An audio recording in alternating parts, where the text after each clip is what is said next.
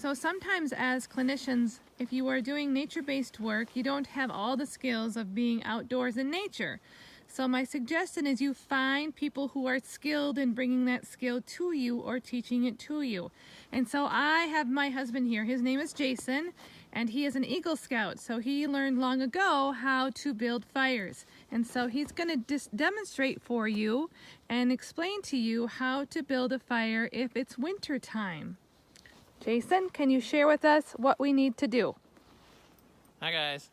Alright, so first thing you're going to want to do is kind of clear the snow out. So I've scraped a little spot down to the ground. And again, we want to make sure it's not near any structures and make sure that anything around isn't going to catch on fire that we don't want to. So really there's three things that you need when you're building a fire. You need fuel, oxygen, and then a heat source. And so today I'll talk through, so a fuel source, that's the first thing you'll start with. Usually you need to start with, there's three types of fuel. There's tinder, so that's like newspaper,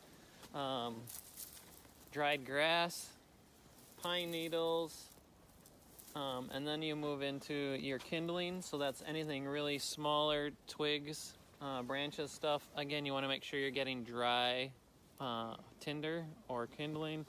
You don't want to have anything that's still alive or living. So again, stuff that's been knocked down, broken off, but it's dry out.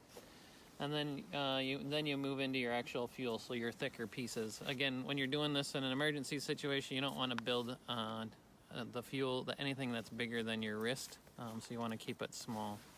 All right, so we're going to start with the kindling or the tinder. I'm going to use some newspaper. That's easy. Otherwise, Kleenex, paper towels, napkins, anything like that would actually start too.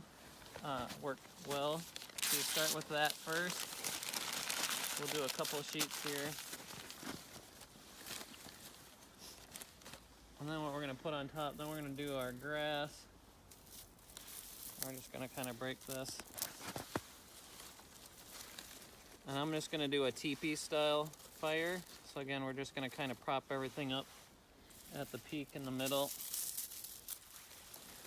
And again, the idea is you have your tinder is easily starts on fire more easily, and then you start adding more of your thicker material.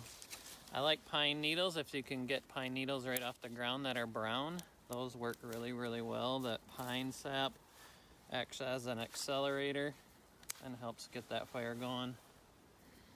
This is an old Christmas tree. We'll see how this does. It's still a little green, but it should do just fine.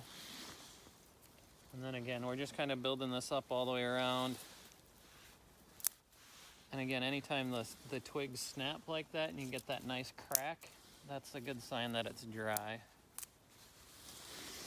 And so we're just going to kind of lean these all up here. Again, you want to kind of make sure you have a spot to get to your newspaper or that base tinder.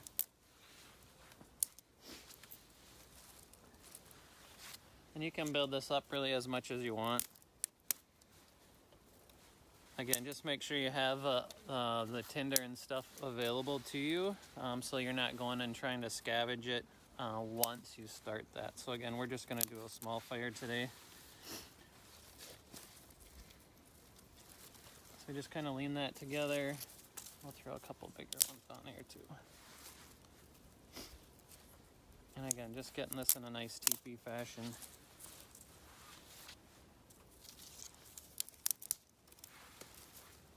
Alright, and then all I do is light the base. And what are you using today to light the fire? I'm using matches today, but other things you could use a magnifying glass. Again, you want to get that focal point. If it's nice and sunny, you can get that focal point. You just need to create enough heat for that tinder to start on fire. Otherwise, cotton balls or Kleenexes, all those work really well for that, catching that on fire. Again, a lighter if you have it. You can also use flint and steel. I would suggest that you practice with that first. And again, you're going to want to throw that spark into a Kleenex or something like that to get that started. All right, here we go.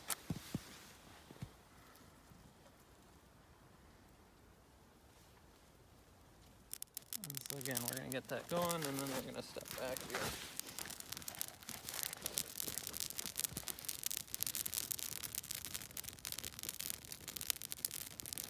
And again, you can hear that little popping. That just means that there is some moisture in there.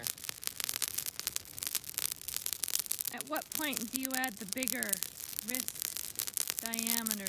Yeah, so usually you want to get a good base going first.